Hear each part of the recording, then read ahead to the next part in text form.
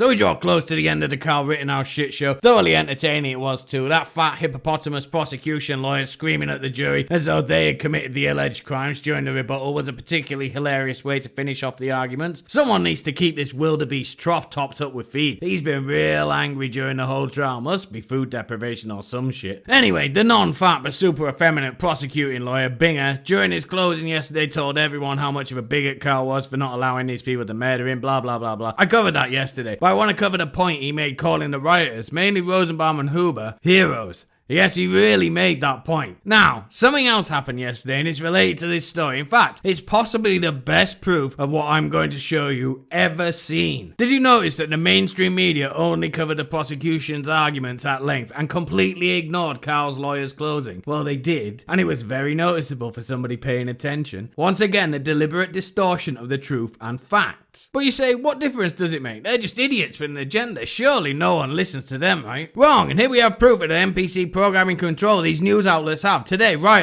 peaceful looters, gathered outside the courthouse to burn it down if they don't like the verdict. Sorry, the slips of the tongue coming thick and fast today. I don't know what's happening.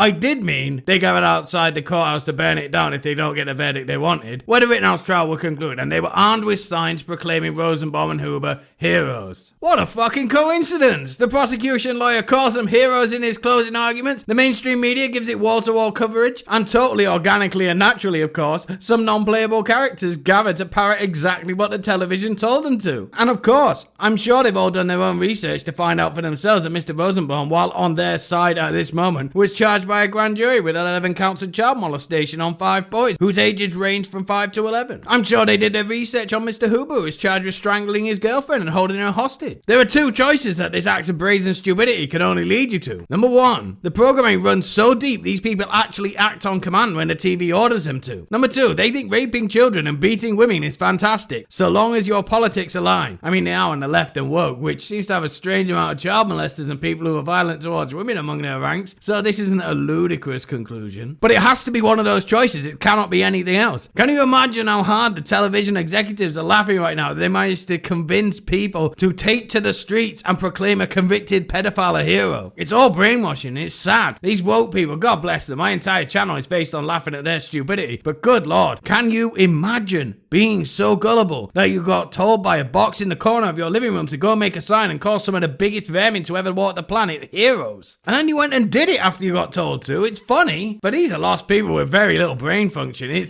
is sad. But now we await the verdicts and see what shenanigans happen afterwards. It's going to be interesting, I'll tell you that. That's it for today's video. Don't forget to like and share the video, subscribe to see more content like this. Thanks, bye.